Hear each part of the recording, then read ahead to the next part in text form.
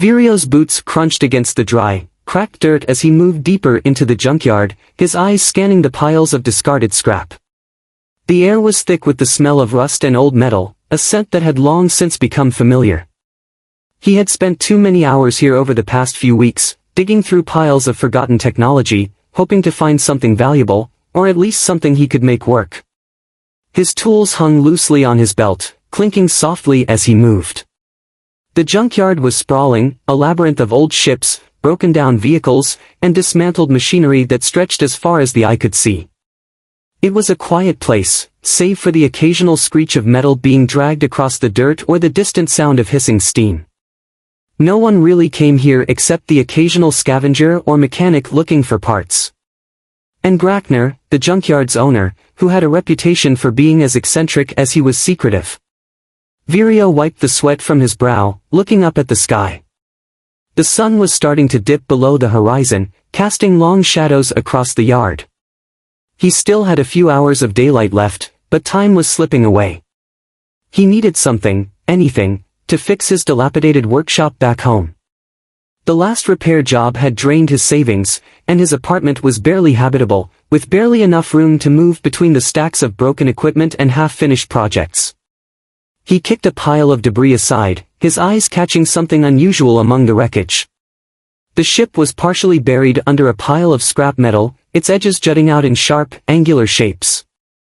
It was unlike anything Virio had ever seen before, a sleek, yet battered vessel, its dark, curved frame glowing faintly with some kind of strange energy.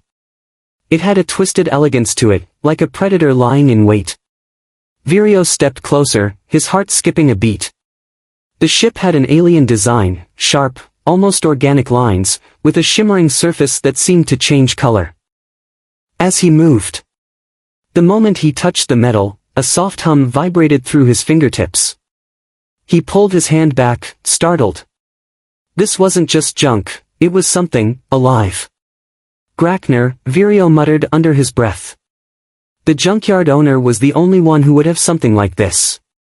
He'd heard rumors of strange, otherworldly tech being smuggled into the yard from time to time. Virio had always been too skeptical to believe them, but now he wasn't so sure. He crouched down and started digging through the pile of scrap that covered the ship. His fingers worked quickly, moving metal shards aside as the humming grew louder, more insistent. The ship's surface seemed to respond, shifting slightly as though it were aware of his presence. Finally, after what felt like hours, he uncovered the ship's access panel. It was unlike anything he had seen before, smooth, almost fluid to the touch, with glowing symbols etched along the edges. A surge of excitement ran through him. This was it. This was the break he had been hoping for. If he could get this ship working, he could sell it, fix up his workshop, and maybe, just maybe, leave the mundane life behind. He pulled out his toolkit and began working on the panel, the weight of the ship's mystery pressing down on him with every turn of the screw. Minutes passed, maybe longer. The sun was almost gone now, and the yard was bathed in a muted twilight glow. Virio wiped his forehead again, frustration creeping in. He was no stranger to complicated repairs, but this was something else entirely. The panel wouldn't budge. The metal seemed to resist his every move, as though it had a will of its own. Come on, he muttered to himself, more out of habit than expectation. He heard a faint rustle behind him. At first, he thought it was just the wind, but then the sound grew louder, a soft, scuttling noise, like something moving in the shadows. Virio's heart skipped again, his eyes darting toward the source of the sound. He reached for a wrench on his belt, ready for anything. But there was nothing there. Just the rusted remnants of old spacecraft and abandoned tech. He turned back to the ship, his brow furrowing. Maybe he was imagining things. But the sensation of being watched lingered, crawling over his skin. He glanced around once more, his unease growing. Grackner was supposed to be the only one in this part of the junkyard. But Virio could have sworn, no, it was nothing. Just his mind playing tricks on him. With a deep breath, Virio knelt once more, trying to focus. He had to figure this out. This ship could be worth more than anything he'd ever come across. His fingers brushed the panel again, and this time, something shifted under his touch. The ship responded, its surface rippled slightly, as though it were breathing. Suddenly, the panel slid open with a quiet hiss, and the interior of the ship lit up. Blue light spilled from the gaps in the hull, and Vireo stumbled back, blinking rapidly. And then, without warning, a low voice, soft but clear, echoed from within the ship. Who are you?" Vireo froze, his breath catching in his throat. The voice was not mechanical, it was unmistakably human. Or at least, human-sounding. But it had an odd, musical quality to it, like something foreign, something otherworldly. Before he could process the words, the ship's hatch opened completely, revealing a small, dimly lit interior. A figure stood within. A girl. She was tall, pale-skinned, with strange, shimmering patterns running across her skin, almost like they were alive, shifting as she moved. Her eyes, large and dark, glowed faintly, reflecting the ship's blue light. Vireo's mouth went dry. What the hell? The girl's gaze locked onto his, her expression unreadable. She didn't speak for a moment, only stared at him, her eyes searching, as if trying to place him. "I don't belong here," she said finally, her voice carrying a strange echo, as though she was speaking from both close and far away at once. Vireo swallowed hard, stepping back instinctively. You're not," he cut himself off. This wasn't possible. This couldn't be happening. His brain scrambled for some rational explanation. A hologram? A dream? An illusion? The girl's head tilted slightly, her glowing eyes narrowing. "You found it, didn't you? You found my ship." Vireo felt a shiver run down his spine. "Your ship?" She nodded. "Yes. And now I'm stuck here." There was an odd certainty in her voice, a calmness that made Vireo uneasy. This wasn't a prank. It wasn't some alien trick. The ship, the girl, it was all too real. What do you mean, stuck here?" Vireo stammered, his mind racing. "How did you get here? Who are you?" The girl stepped out of the ship, her movements smooth and fluid. Her long, silvery hair glowed faintly in the low light. "My name is Visira. This ship is mine, but I can't leave until it's fixed. It was damaged during a mission, and now," she looked down at the ship, a faint sadness in her eyes. "Now I'm stranded." Vireo blinked, his thoughts scattering. A real alien. An actual alien. Stuck on Earth. He had heard rumors, so many rumors, but this? This was beyond anything he had ever imagined. I don't know how to fix this," he said, shaking his head. "I'm just a mechanic. This ship is, there's no way I can." "You can," she interrupted gently. "You have the skills. You have what it takes. You just need to understand the ship." Vireo swallowed, his heart still pounding. "What are you saying?" Visira stepped closer, her presence almost magnetic. "I need your help," she said simply. Vireo stared at her for a long moment, a million questions swirling in his mind. But none of them mattered right now. The ship, her strange words, it all felt like a fever dream. Yet here she was, standing in front of him, looking at him with those glowing eyes, waiting. "Help me," she repeated softly. Vireo stared at her for a long moment. His pulse thundered in his ears, but something about her, something about this whole situation, told him that his life was about to change forever. "I'll try," he muttered finally. "But this is insane." Her lips curled into a faint smile, and for a moment, Vireo could have sworn he saw a flicker of hope in her eyes. "Thank you," she whispered. And just like that, his life, the quiet, predictable life he had known, was gone. Vireo was still standing there, frozen, eyes locked onto Visira as she stood calmly in front of him. Her strange, shimmering skin, the way her iridescent patterns shifted under the dim light, seemed almost too surreal to believe. She wasn't a figment of his imagination, though. Her presence felt real, too real. The faint hum of the ship's systems in the background was the only sound breaking the silence. Visira watched him with an expression that was both curious and expectant. Her long silver hair floated slightly around her head, as if caught in an unseen breeze. It shimmered in the light, giving off an otherworldly glow.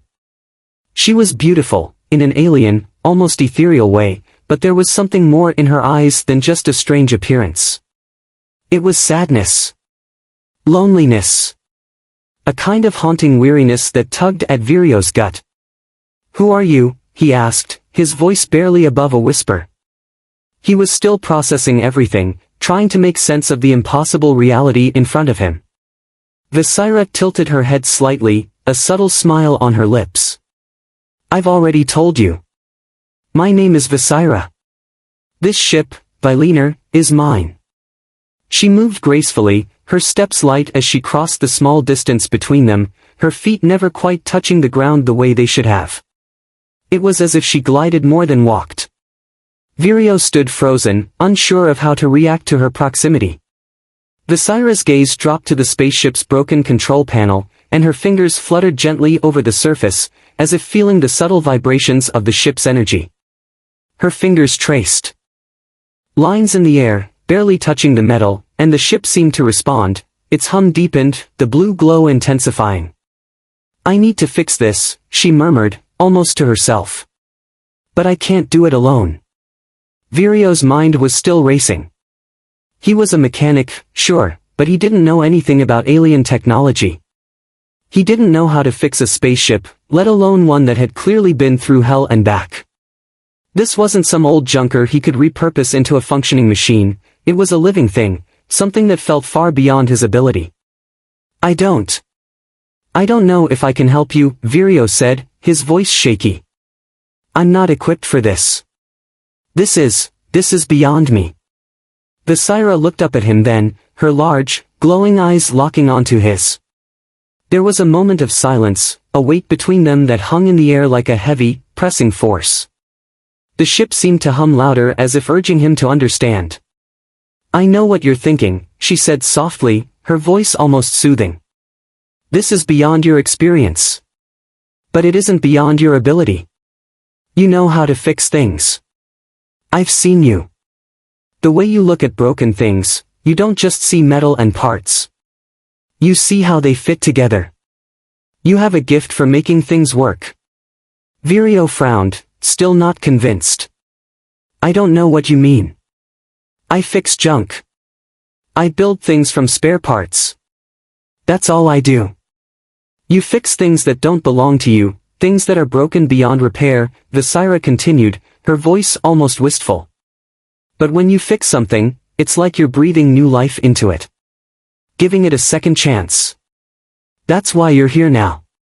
You were meant to find Viliner." Her words were calm, almost hypnotic, and for a moment, Virio felt something stir within him. Something he couldn't quite place. But then, the reality of the situation came crashing down again. This wasn't real. This wasn't supposed to happen. "How can you even be real?" Virio said, his voice tinged with disbelief. "I mean, why? You're not human. How are you here? What even are you?" Visira's expression shifted, a flicker of sadness crossing her face. "I'm not human. That's true. But I'm not so different from you either. I was born far away, from a place you can't even imagine. My people, we're explorers, travelers. We've mapped galaxies, discovered wonders that no one on Earth could fathom. My ship, Viliner, is my life. It's part of me." She walked over to the open hatch of the ship and stood there for a moment, staring out into the junkyard, as though looking beyond it, as if remembering something far away. But something went wrong. During a mission, the ship was damaged. It was never supposed to crash here. I wasn't supposed to be stranded. She paused, her shoulders slumping slightly. For the first time, she seemed vulnerable. But here I am, stuck on this backward planet. I've been waiting for years, trying to repair the damage. Trying to understand the technology. I'm not as powerful here as I am in my own world. Earth, it's a dead end for me. But I can't leave until Vileaner is fixed. And now, I don't know if I ever will. Virio's heart tugged at the rawness in her voice, a quiet, undeniable sadness in her words. Despite the strange situation, despite how insane everything seemed, he couldn't help but feel a strange pull toward her. She was different. She wasn't just some alien stranded on Earth. She was someone who had been through something that had taken her hope, her purpose. Why don't you just leave the ship? Virio asked hesitantly. Why not just get away from here? I mean, you could try to find your people, right? There's got to be some way.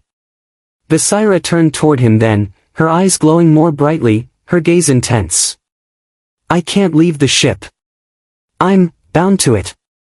My species, we share a connection with our ships. It's a symbiotic bond. The ship is part of me, and I am part of it. If I leave it, if I separate from it, she trailed off, her voice going cold. I'll die. Virio felt a shiver run through him. Wait, what? You mean, if you step away from the ship, you die? Yes, she replied simply, her tone heavy. And that's why I've been stuck here for so long. I've tried everything, but there's no one to help me. No one understands the technology the way I do. It's alien to you. But I can't fix it alone. Virio looked down at the ship's control panel, the blinking lights and strange symbols. He had no idea how it worked, no clue where to start. But the truth of what she said hit him like a freight train. She wasn't just some stranded alien. She was a person who had been living in a prison of her own making, trapped by the very thing that should have been her salvation. He could see it now, he wasn't just repairing a ship, he was helping her reclaim her life. I don't know if I can help you, Virio said, his voice softer now, more uncertain. I'm not an expert in this stuff. But I can try. I'll do what I can. But I can't promise anything. Visira's expression softened, and for the first time since she'd appeared, a genuine smile touched her lips. It wasn't a large smile, but it was there, a flicker of warmth that made Virio's chest tighten. Trying is all I ask for, she said quietly. They stood there for a long moment, the silence between them filled with a new kind of understanding. She wasn't just a stranger to him now. She was something more, someone who had been fighting alone, someone who had needed help for so long, and now, Virio was the one who could help her. I don't know what I'm getting into, Virio said, more to himself than to her. But I guess we'll figure it out. Visira nodded, her eyes softening. We'll figure it out together. And just like that, something inside Virio shifted. The weight of the situation was still there, this wasn't some simple repair job, it was a deep, complicated mystery. But he had a feeling that his life was never going to be the same again. Virio stood in front of the ship, his hands on his hips, staring at the control panel as if it might reveal the secrets to its inner workings if he just stared hard enough. Visira had returned to the ship's interior, her soft humming voice blending with the ship's constant, low hum, as if she were somehow attuned to it, feeling its pulse. But Virio, he had no idea where to start. The truth was, the more he thought about it, the more overwhelming the situation seemed. There was no manual for fixing an alien spaceship. No step-by-step guide on how to repair a sentient vessel. And no blueprint that could explain why a simple mechanic like himself was suddenly entangled in something so far beyond his expertise. Visira seemed to trust him, but she was asking for a lot more than just elbow grease and spare parts. She was asking him to fix the impossible. His fingers brushed the control panel again, the alien symbols still glowing faintly. He squinted at the intricate designs, feeling a gnawing frustration deep inside. The more he tried to understand it, the more it felt like the ship was mocking him. Like it was alive in a way that was so far beyond his comprehension that it couldn't even let him near the answers. A soft, almost imperceptible footstep broke his concentration. Visira had come out of the ship again, her presence a quiet hum in the background. Virio didn't turn to look at her, but he could feel her standing there, watching him, as if waiting for him to make the first move. "You're not giving up, are you?" she asked, her voice delicate but with a sharp edge, like a blade wrapped in velvet. Vireo let out a frustrated breath. "I'm not giving up, but I'm not getting anywhere either. I don't know what you expect me to do. This ship," he waved his hand at the ship's broken hull, the cracked panels and the glowing blue lights that pulsed erratically. "This is way beyond anything I've ever worked on. I'm a mechanic. I fix things with parts and wires, not magic or whatever this is. It's not like fixing a car." Visira didn't flinch, her gaze unwavering. "And yet you're still here, trying. That's the difference between you and the people who abandoned me here. They gave up. You don't." Vireo felt a sharp pang in his chest. It wasn't just that she was right, it was the quiet conviction in her words. She had been waiting so long for help, and now that it was here, she was trusting him with it. The weight of her expectation felt like a boulder sitting on his shoulders. "I'm not abandoning you," he said, his voice quieter now. "But I don't think I can fix this on my own.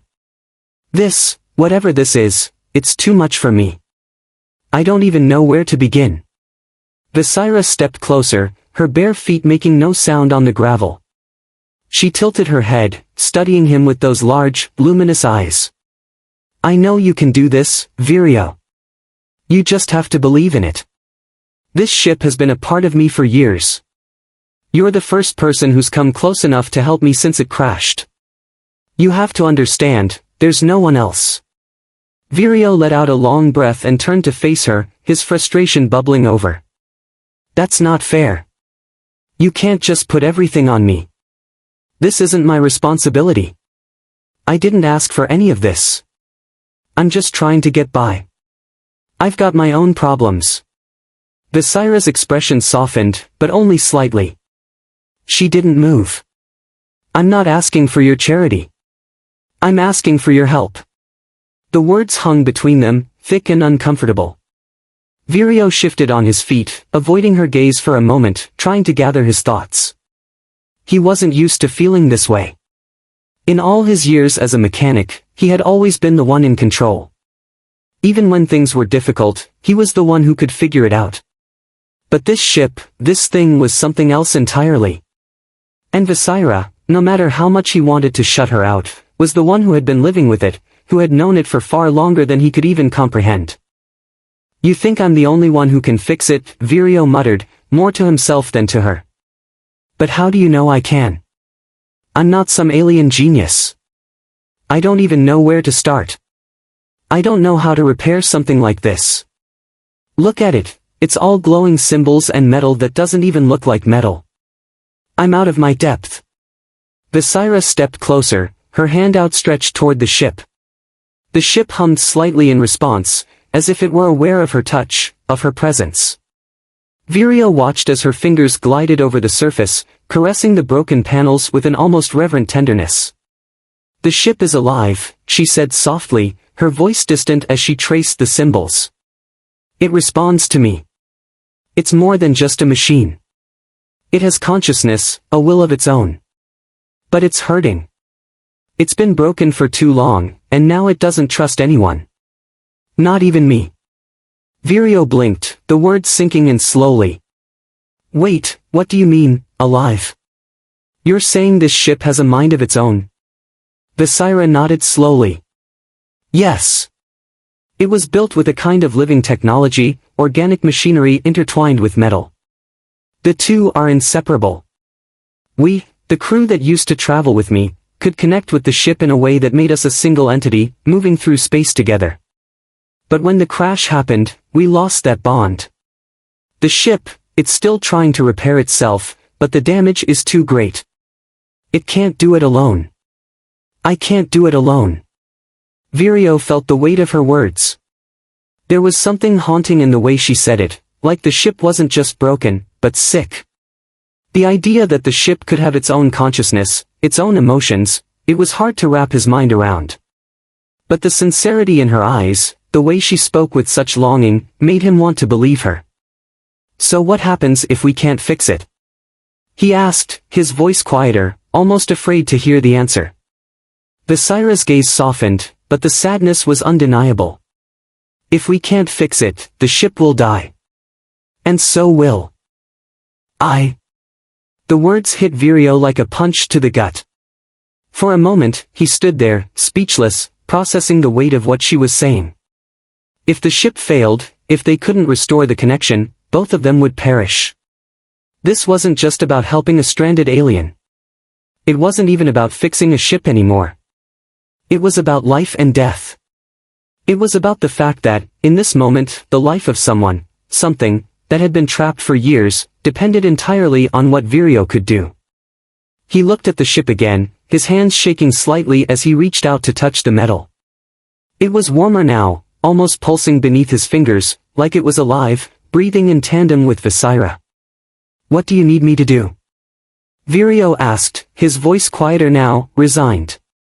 His frustration was still there, but there was something else, something deeper, a feeling of responsibility that was rising within him. Visira smiled, a soft, grateful smile that made Vireo's heart ache. You've already done more than you know. Now, we just need to trust the ship. Vireo nodded slowly, steeling himself. All right. Let's see what we can do.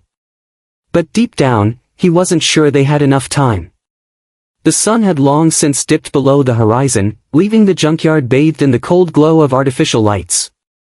The shadows between the wrecked ships seemed to stretch even further, swallowing up anything that wasn't close enough to the flickering lamps. Vireo stood at the open hatch of Viliner, the faint blue light from inside casting a strange, ethereal glow on his face as he stared down at the ship's controls. Visira had remained quiet for a long while, standing a few paces away, watching him closely. The silence between them had become almost oppressive, broken only by the low hum of the ship and the occasional gust of wind through the yard. She hadn't offered many more instructions, only a soft, almost imperceptible nod whenever he touched something that seemed to respond correctly. He could feel her eyes on him, waiting, expecting him to find the right way forward. I don't know about this, Vireo muttered, his fingers hovering over the array of alien controls. Each button, each flickering light, seemed like a mystery he wasn't equipped to solve. This is crazy. It's like trying to fix a puzzle with half the pieces missing. I know, Visira said softly, her voice almost reverent as she stepped closer. But you're not alone. I'll guide you. Vireo glanced at her, trying to read her expression. There was something in her eyes, something that made him feel like he wasn't just fixing a ship. He was trying to fix a part of her. Something broken that had been lying dormant for far too long. Her earlier words echoed in his mind. If the ship dies, I die. The weight of that hung over him now, heavier than it had before. The pressure was real. The ship wasn't just some mechanical puzzle, it was a living thing, something more intricate and fragile than he had ever imagined. I don't get it, Visira, Vireo said, exhaling a breath of frustration. You say this ship is alive, right? But if that's true, why is it so messed up? Why isn't it helping itself? Visira's expression darkened, her gaze fixed on the ship. She took a deep breath, then stepped closer to him, her presence quiet but undeniable. It's broken, she said simply. And I'm not sure how much of it is me. How much of me is broken? Vireo turned to her, confusion and concern mixing in his chest. What do you mean? She hesitated, her fingers grazing the side of the ship's hull, tracing a pattern only she could understand. When the crash happened, something fractured inside me. The connection between myself and the ship, it wasn't just damaged, it was severed. I can still feel it, feel the ship's pulse, but I can't reach it the way I once could. I can't control it anymore. It's like I'm trapped in here, and the ship is lost without me. We're both broken. Her voice was soft. Distant, as if she was confessing something painful. Vireo opened his mouth to speak, but the words got stuck. He had always been good at fixing things, broken engines, shattered circuits, rusted metal, but this? This wasn't something mechanical. This was personal. This was something that couldn't be fixed with a wrench or a soldering iron. I don't know what to do, Vireo said quietly. I don't know if I'm even capable of fixing this. Visira's gaze softened, but there was still a flicker of something deeper in her eyes, something old, something weary. You're doing more than you know. Just by trying, you're doing what no one else ever has. Vireo couldn't help but feel a pang of guilt. She trusted him, and he wasn't sure if he could deliver on that trust. But there was no turning back now. Okay, he said finally, straightening up. Let's start small. Maybe we can fix the external power supply first. If we can get the systems online, we might be able to access the main control systems. Maybe there's something there that'll tell us what went wrong. Visira nodded, her eyes focused on the ship as she stepped aside to give him space. The external power grid is located beneath the lower hull. But be careful, Vireo. It's fragile. If you apply too much pressure, it might short-circuit. Vireo nodded, taking a deep breath. He had repaired old space transport engines before, but this felt different. The weight of the ship's consciousness, its pain, seemed to pulse in the air. The very metal beneath his fingers felt alive, reacting to every touch, every movement. He crouched down beside the ship, pulling out his tools from his belt. The ship's surface was warm under his fingers, smooth but slightly uneven, as though it had been subjected to forces it wasn't designed to endure. He gently pried open the access panel beneath the ship, revealing a set of glowing conduits, each one pulsating with a dim light. Here goes nothing, Vireo muttered, carefully unscrewing the panel and revealing the intricate web of alien circuitry inside. As he examined the system, he could feel Visira's eyes on him, waiting for some sign that he knew what he was doing. The ship hummed slightly, as if urging him forward, but Vireo's confidence wavered. He had no idea what any of these wires did. They looked like nothing he had ever seen. There were no recognizable labels, no familiar color coding for positive or negative terminals. Visira, he called, his voice strained. I don't know what I'm looking at. This doesn't even look like technology one can understand. How can I even? Focus on the pattern, Visira interrupted, her voice calm but insistent. You've done this before, Vireo. You just have to find the right connections.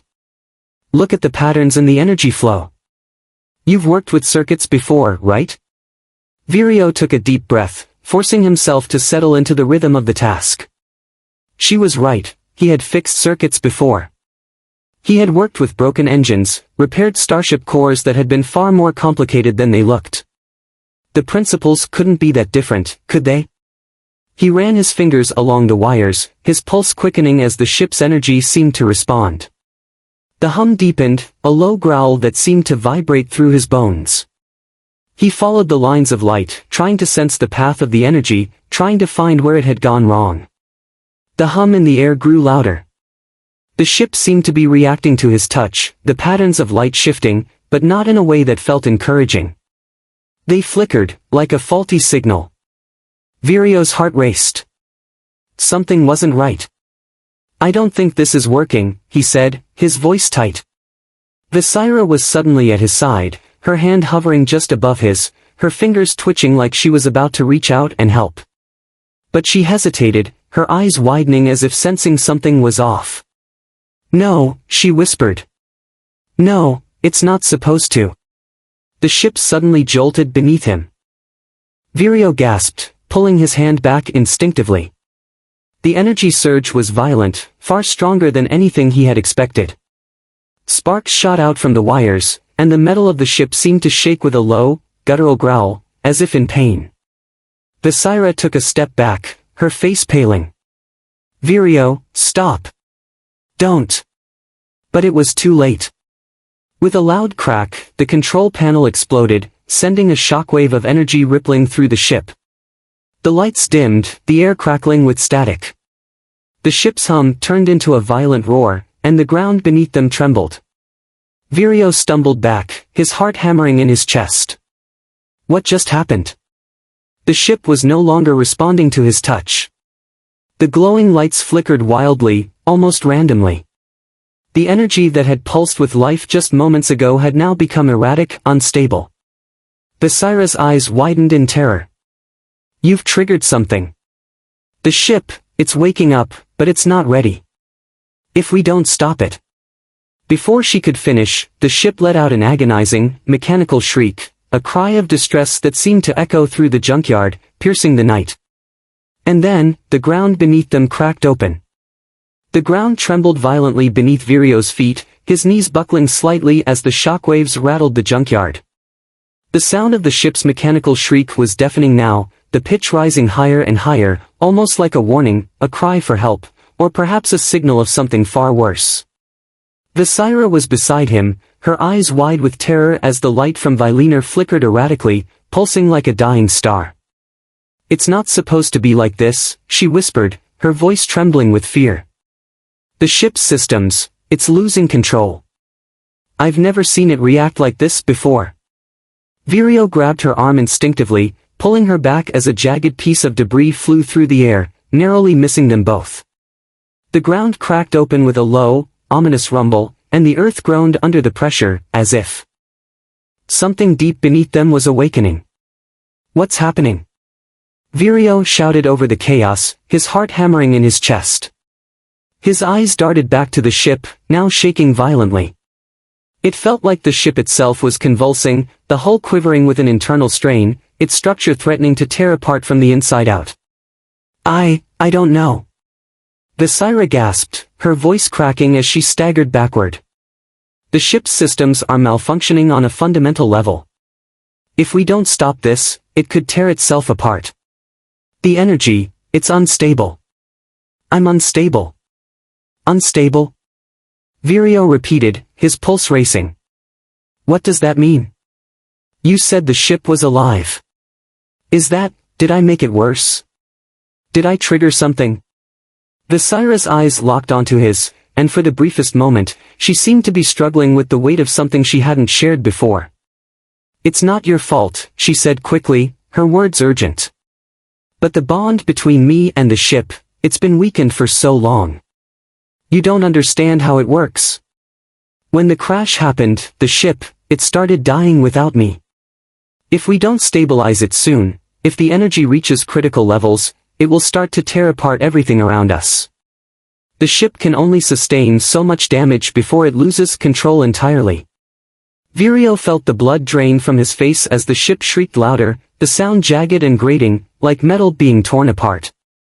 The ground beneath them shifted again, this time more violently, sending another wave of debris scattering across the yard. "Are you telling me the ship could destroy this whole junkyard?" Virio shouted, stepping back quickly as another shard of metal flew past them, narrowly missing his head. "It's more than that," Visira cried. "If it continues to destabilize, it won't just destroy the yard. It could explode. It could take out everything in a several-mile radius. We need to fix it now, before the core destabilizes completely." Virio's breath caught in his throat. "A bomb. That's what this ship was turning into, an alien bomb with enough power to obliterate everything in its vicinity. And he was standing right next to it, without a clue how to stop it. Then why didn't you say something earlier?" he yelled, his voice raw with panic.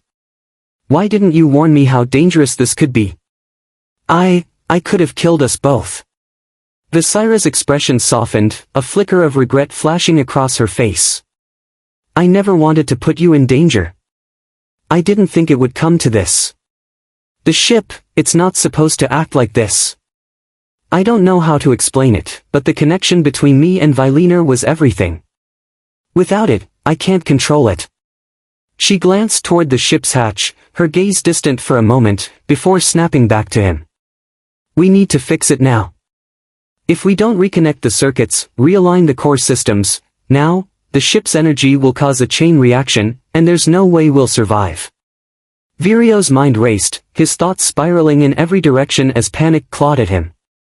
This was no longer about fixing a broken ship, it was about surviving. About making sure the world didn't end around him because of some alien technology he couldn't even begin to understand. He took a step toward the hatch, but Visira caught his arm. Her grip was strong, insistent. "Virio, listen to me." Her voice was low, a whisper filled with urgency. The ship is falling apart because of me. If you go in there and try to fix it without me, the ship will reject you. It will try to kill you, just like it tried to kill me. You need to trust me. I can help you, but only if we reconnect. You and I. I can stabilize the systems for long enough, but I need you to align the energy flow. The weight of her words sank deep into him. Vireo looked at her, his mind struggling to make sense of it all. Could he trust her?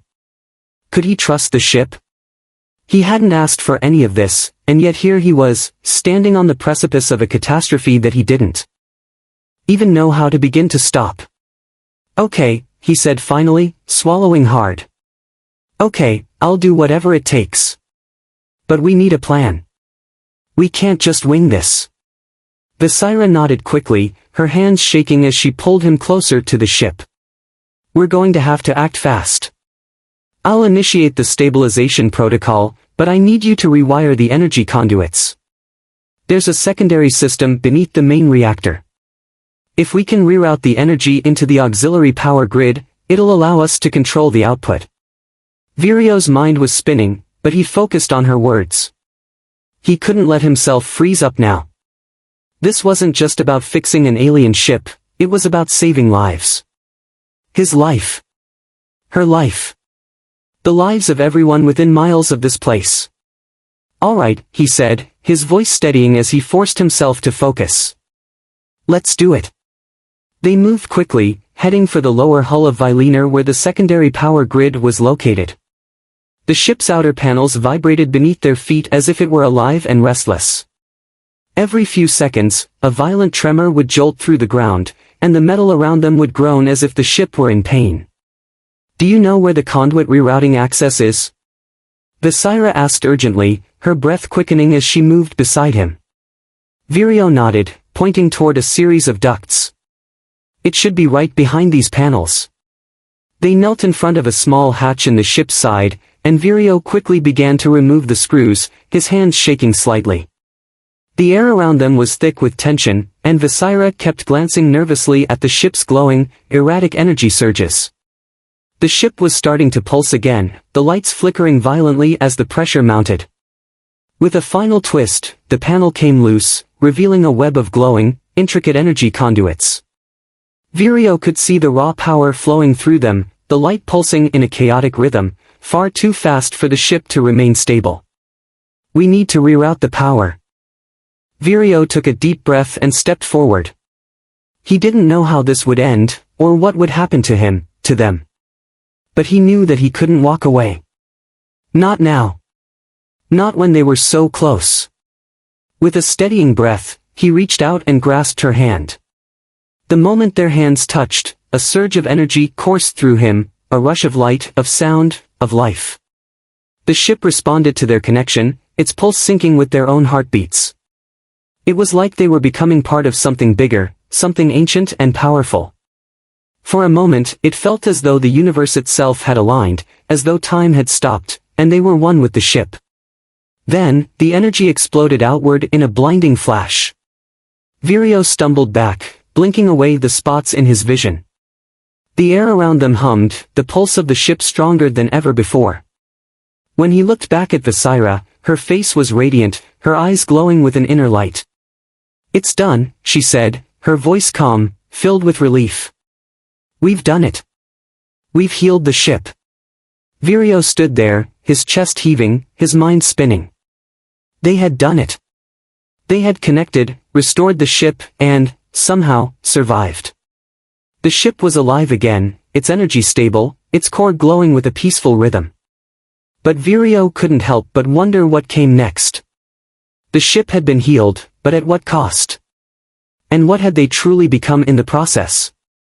Visira turned to him, her expression soft. You saved me, Vireo. I can never repay you for this. Vireo, still trying to catch his breath, looked at the ship, then back at her. Maybe you don't need to, he said. A small Visira turned to him, her face illuminated by the shimmering light of the core.